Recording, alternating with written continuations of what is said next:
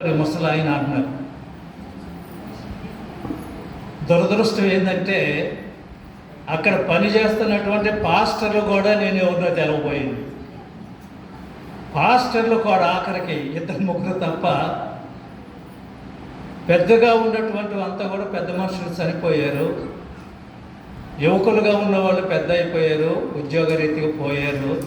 ఇప్పుడు వచ్చినటువంటి రంగం ఒక కొత్త వ్యక్తిగానే చూస్తున్నారు. విచిత్రమైన మాట ఏంటంటే ఈయనెవరు మన చర్చికి వస్తున్నాడు. ఆ మాట నాకు గుర్తొచ్చి మీతో నేను పంచుకుంటున్నాను. మరి పెద్దలంతా కూడా పోయారు. నాకు గుండాబత్తిని ముక్కుని కక్కయ్యగా కనపడుతున్నాడు, రాజన్నోడు కనపడుతున్నాడు. పెద్దలంతా దేవుని పిలుపు అందుకున్నారు. ఏ సమయంలో ఏమవుతుందో చెప్పలేము. దేవుని కృప. అబ్బాయి చెప్పినట్టుగానే ఎక్కడున్నా కూడా పండగకే ఊరు రావాలి, ఇక్కడ ఉండాలి, ఇక్కడ పాల్గొనాలి అనేటువంటిది ఆశ అలాగే జరుగుతూ వచ్చింది. ఈ పరిస్థితిలో నేను ఇక్కడికి రావాలంటే ఆశ కొట్టుకాడుతుంది. నువ్వు ఎలా వెళ్తావు, ఇప్పుడు మాత్సవరం ఎలా వెళ్తావని ప్రశ్న. నా పరిస్థితిని బట్టి నేను ట్రైన్లో ప్రయాణం చేయలేను, బస్సులోనూ ప్రయాణం చేయలేను, కారులో తప్ప నేను ప్రయాణం చేయలేను. ఎలా వెళ్తావు ఇప్పుడు నువ్వు? ఎలాగైనా వెళ్ళాలి అనేది నాకు ఇది. సరే, పాష గారు ఫోన్ చేశారు, అన్నా ఇది పరిస్థితి అని. 27వ తారీఖున ఫౌండేషన్ చేయాలని ప్లాన్ చేసుకున్నాం. ఇదంతా ఎలాగైనా వెళ్ళాలి,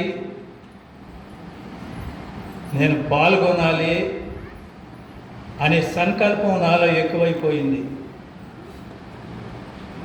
నాకు తెలిసిన వద్ద నుంచి ఈ దేవాలయం ఉంది.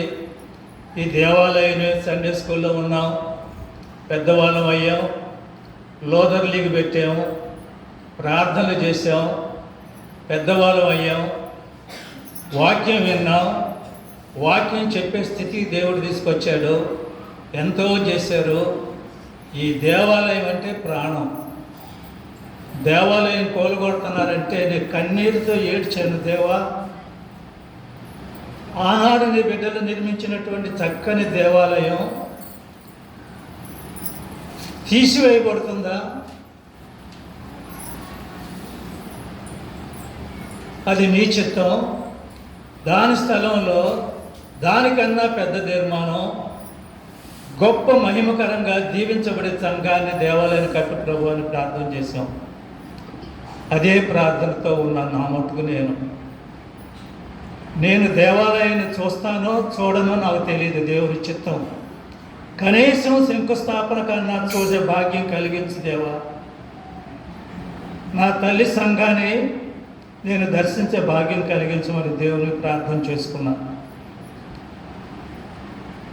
ఆశ గారికి కూడా చెప్పాను, అయ్యా ప్రార్థన చేయి. నా ఆలోచన అయితే అదే ఉంది, దేవుని ప్రార్థిస్తున్నాను, మీరు కూడా ప్రార్థన చేయండి, దేవుని చిత్తం అయితే రావాలని ఆశపడుతున్నానని. దేవుడు ప్రార్థన ఆలకించాడు. మిమ్మల్ని అందరినీ కలిసి చూడగలిగే అదృష్టం మరి చిట్ట చివరి ఉపన్యాసమేమో నాకు తెలియదు, దేవుని చిత్తం. మరి ఇప్పుడు వరకు చక్కగా మీరు వాక్యం విన్నారు. అమ్మాయిలిద్దరు కూడా చక్కగా చెప్పారు.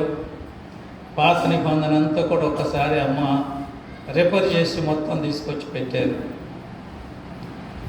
ఇది పండుగ, క్రీస్తు జన్మించిన శుభదినం.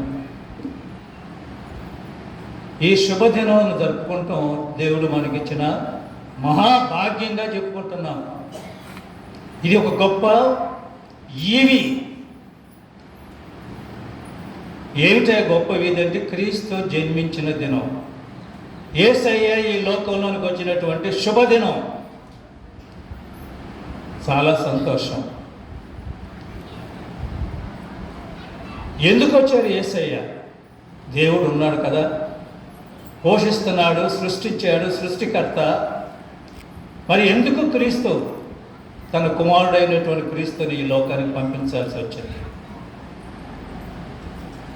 దేవుని సంకల్పం ఏంటి? ఈ లోకం పాపంతో పండిపోయింది కాబట్టి ఈ లోకాన్ని రక్షించాలి, నా ప్రజలు రక్షించాలి, రక్షణకర్త కావాలని తన ప్రియకుమారుని ఈ లోకాన్ని